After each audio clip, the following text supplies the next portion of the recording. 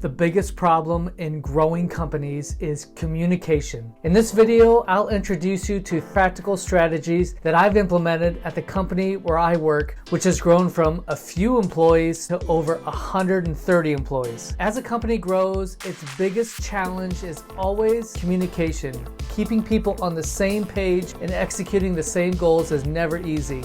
One of the most significant problems that companies encounter is the breakdown of effective communication. In smaller companies or tightly knit teams, communication flows naturally due to close proximity, making it simple to share ideas and information. However, as a company expands, the situation shifts, leading to various problems and challenges. Let's talk about common indicators that point to communication issues in growing companies. Are some of your employees now working from different places? Maybe they're in different time zones or different offices. When you have employees in various places, the ways you talk to each other can get scattered and disorganized. This can lead to people missing important messages or getting mixed up information, which can create confusion and make things less efficient. Years ago, all the office employees were in earshot of each other where I worked. Word of mouth was our go-to way of communicating. Everyone knew each other and information traveled fast. The old way of relying solely on word of mouth became impossible because of the distance between us. As we grew and added more employees,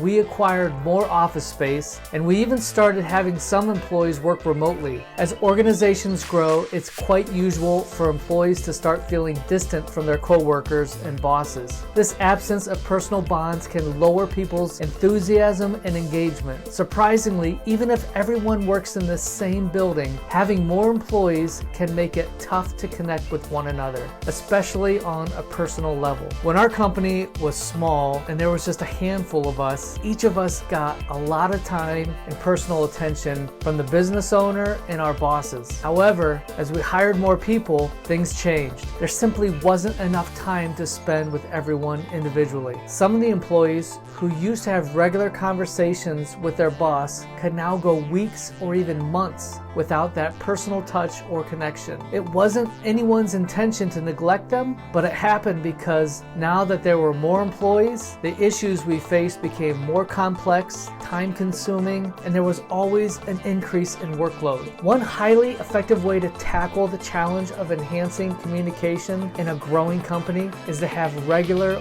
one-on-one meetings with your team. These meetings should be a part of every level within the organization. They provide employees with a special opportunity to connect with their supervisors or their colleagues, fostering a sense of belonging and improving transparency. Here's what will happen. Employees will become more engaged. One-on-one meetings give employees a chance to share their thoughts. They get a chance to share their concerns and their ideas. And this makes them more involved and makes them feel like they really matter. It also provides a personal touch that sometimes is missing.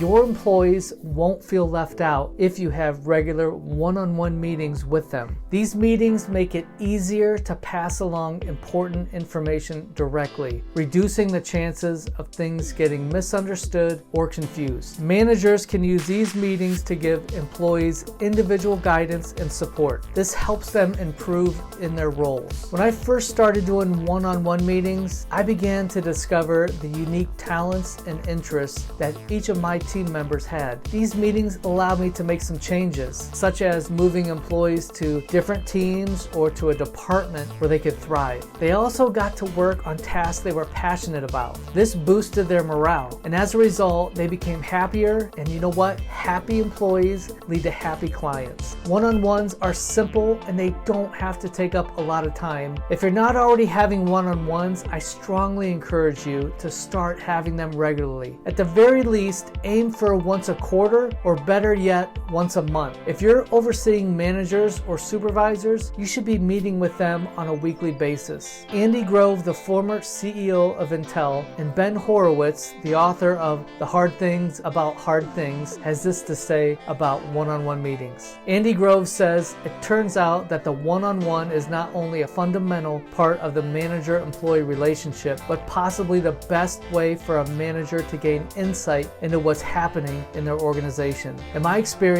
managers managers who don't have one-on-ones understand very little what's happening in their organizations. Ben Horowitz says, while it is possible to create effective communication systems without one-on-one meetings, in most cases, one-on-ones provide an excellent way for information and ideas to flow up the organization and should be included in your plan. I can tell you, sitting down individually with your employees, it doesn't cost anything and the benefits are massive. With teams spread apart, having one-on-ones is the easiest and most direct way to stay in touch and keep your finger on the pulse of the company or your department. Here's some questions that I found to be very effective during one-on-one meetings. If we could make improvements, how would we do it? What's the number one problem with our organization and why? What isn't enjoyable about working here? Who in the company is doing an outstanding job? And who do you admire? Who do you have a hard time working with? If you were in my shoes, what changes would you make? What's the most significant opportunity we might be missing out on? What are we not doing that we should be doing? And lastly, are you happy working here? Perhaps your company doesn't have one-on-one meetings. Well, maybe you're watching this video because you're the one who should start doing this. You can make a massive difference with your team and your employees. You'll see them become more engaged and enthusiastic. I recommend a company called Get Lighthouse by Jason Evanish. He has a great blog and weekly email about leadership and management, and I recommend searching for his 100 questions to ask during one-on-ones. Remember, as your company grows, your communication practices need to evolve with it. This will lead to improved teamwork and ultimately more satisfied customers. I encourage you to subscribe if you haven't already. Give it a thumbs up. Your likes show your support and let us know we're on the right track. Thanks for watching.